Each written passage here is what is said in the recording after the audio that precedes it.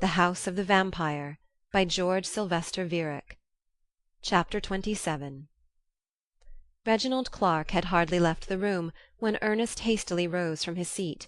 While it was likely that he would remain in undisturbed possession of the apartment the whole morning, the stake at hand was too great to permit of delay. Palpitating and a little uncertain, he entered the studio where, scarcely a year ago, Reginald Clarke had bidden him welcome. Nothing had changed there since then; only in Ernest's mind the room had assumed an aspect of evil. The Antinous was there and the faun and the Christ-head, but their juxtaposition to-day partook of the nature of the blasphemous. The statues of Shakespeare and Balzac seemed to frown from their pedestals as his fingers were running through Reginald's papers. He brushed against a semblance of Napoleon that was standing on the writing-table, so that it toppled over and made a noise that weirdly re-echoed in the silence of the room. At that moment a curious family resemblance between Shakespeare, Balzac, Napoleon, and Reginald forcibly impressed itself upon his mind. It was the indisputable something that marks those who were chosen to give ultimate expression to some gigantic world purpose. In Balzac's face it was diffused with kindliness, in that of Napoleon sheer brutality predominated. The image of one who was said to be the richest man of the world also rose before his eyes. Perhaps it was only the play of his fevered imagination, but he could have sworn that this man's features too bore the mark of those unoriginal great absorptive minds who, for better or for worse, are born to rob and rule. They seemed to him monsters that know neither justice nor pity, only the law of their being, the law of growth. Common weapons would not avail against such forces. Being one, they were stronger than armies, nor could they be overcome in single combat.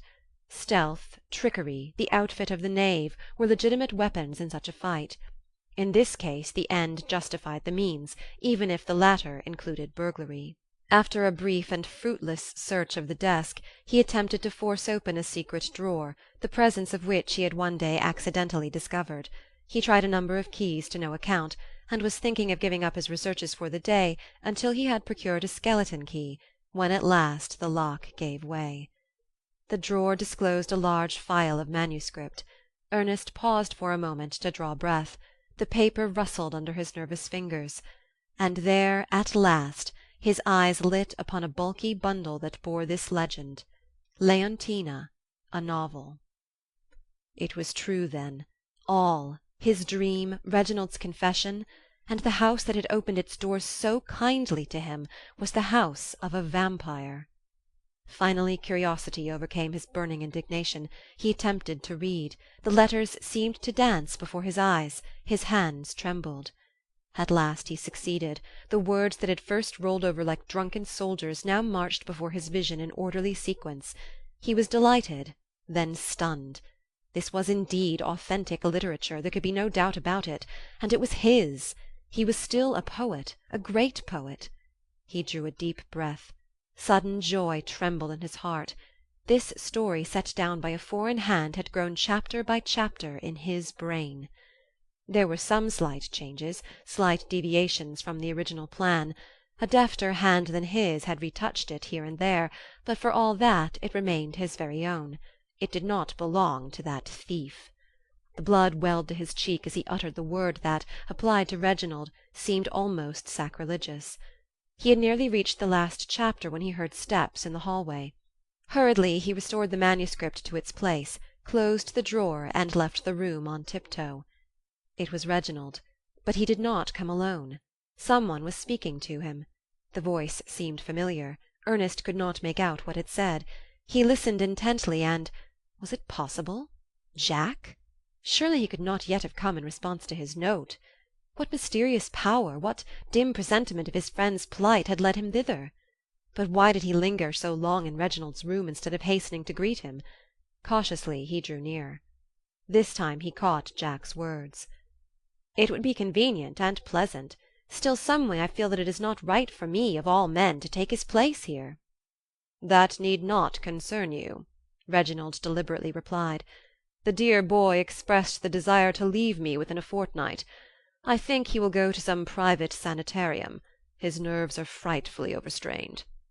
"This seems hardly surprising after the terrible attack he had when you read your play." "That idea has since then developed into a monomania." I am awfully sorry for him. I cared for him much, perhaps too much, but I always feared that he would come to such an end. Of late his letters have been strangely unbalanced." "You will find him very much changed. In fact, he is no longer the same." "No," said Jack, "he is no longer the friend I loved." Ernest clutched for the wall. His face was contorted with intense agony. Each word was like a nail driven into his flesh. Crucified upon the cross of his own affection by the hand he loved, all white and trembling he stood there.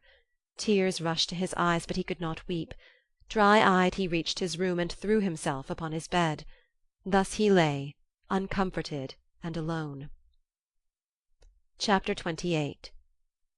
Terrible as was his loneliness, a meeting with Jack would have been more terrible. And after all, it was true, a gulf had opened between them. Ethel alone could bring solace to his soul. There was a great void in his heart which only she could fill. He hungered for the touch of her hand. He longed for her presence strongly, as a wanton lusts for pleasure and as sad men crave death. Noiselessly he stole to the door so as not to arouse the attention of the other two men, whose every whisper pierced his heart like a dagger. When he came to Ethel's home he found that she had gone out for a breath of air. The servant ushered him into the parlor, and there he waited for her. Greatly calmed by his walk, he turned the details of Clarke's conversation over in his mind, and the conviction grew upon him that the friend of his boyhood was not to blame for his course of action. Reginald probably had encircled Jack's soul with his demoniacal influence and singled him out for another victim.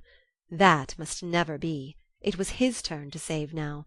He would warn his friend of the danger that threatened him, even if his words should be spoken into the wind.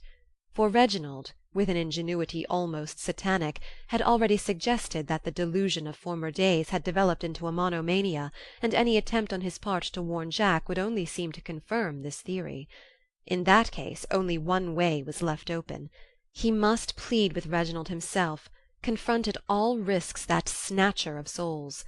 To-night he would not fall asleep, he would keep his vigil, and if Reginald should approach his room, if in some way he felt the direful presence, he must speak out, threaten if need be, to save his friend from ruin. He had fully determined upon this course when a cry of joy from Ethel, who had just returned from her walk, interrupted his reverie. But her gladness changed to anxiety when she saw how pale he was.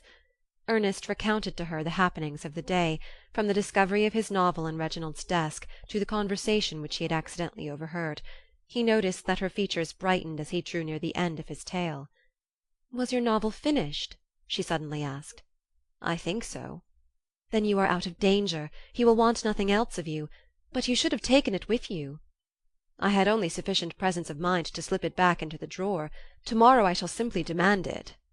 "You will do nothing of the kind. It is in his handwriting, and you have no legal proof that it is yours. You must take it away secretly, and he will not dare to reclaim it." "And Jack?" She had quite forgotten Jack. Women are invariably selfish for those they love. "You must warn him," she replied. "He would laugh at me.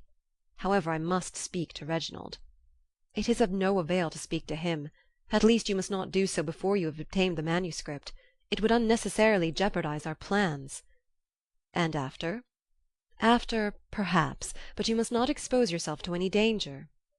"No, dear," he said, and kissed her. "What danger is there, provided I keep my wits about me? He steals upon men only in their sleep and in the dark." "Be careful, nevertheless." "I shall. In fact, I think he is not at home at this moment. If I go now I may be able to get hold of the manuscript and hide it before he returns." "I cannot but tremble to think of you in that house." "You shall have no more reason to tremble in a day or two." "Shall I see you to-morrow?" "I don't think so. I must go over my papers and things, so as to be ready at any moment to leave the house." "And then?" "Then?" He took her in his arms and looked long and deeply into her eyes. "Yes," she replied. "At least, perhaps." Then he turned to go, resolute and happy. How strangely he had matured since the summer! Her heart swelled with the consciousness that it was her love that had effected this transformation. "As I cannot expect you to-morrow, I shall probably go to the opera, but I shall be home before midnight. Will you call me up then? A word from you will put me at ease for the night, even if it comes over the telephone." "I will call you up. We moderns have an advantage over the ancients in this respect. The 20th century Pyramus can speak to Thisbe, even if innumerable walls sever his body from hers. A quaint conceit. But let us hope that our love story will end less tragically," she said, tenderly caressing his hair. "Oh, we shall be happy, you and I," she added after a while. "The iron finger of fate that lay so heavily on our lives is now withdrawn, almost withdrawn. Yes, almost, only almost." And then a sudden fear came over her. "No," she cried, "do not go, do not go. Stay with me, stay here. I feel so frightened. I don't know what comes over me. I am afraid, afraid for you." "No, dear," he rejoined, "you need not be afraid. In your heart you don't want me to desert a friend, and besides leave the best part of my artistic life in Reginald's clutch. Why should you expose yourself to God knows what danger for a friend who is ready to betray you?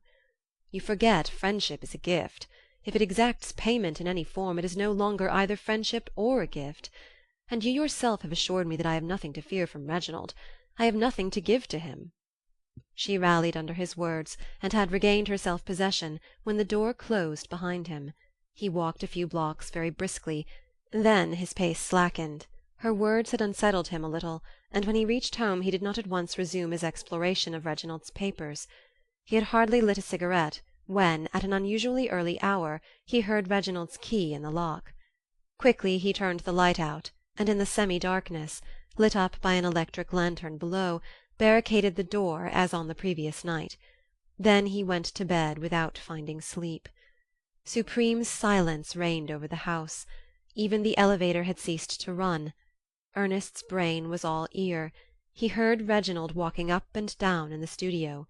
Not the smallest movement escaped his attention. Thus hours passed. When the clock struck 12 he was still walking up and down and up and down. 1 o'clock. Still the measured beat of his footfall had not ceased. There was something hypnotic in the regular tread. Nature at last exacted its toll from the boy. He fell asleep. Hardly had he closed his eyes when again that horrible nightmare, no longer a nightmare, tormented him. Again he felt the pointed, delicate fingers carefully feeling their way along the innumerable tangled threads of nerve matter that lead to the innermost recesses of self. A subconscious something strove to arouse him, and he felt the fingers softly withdrawn.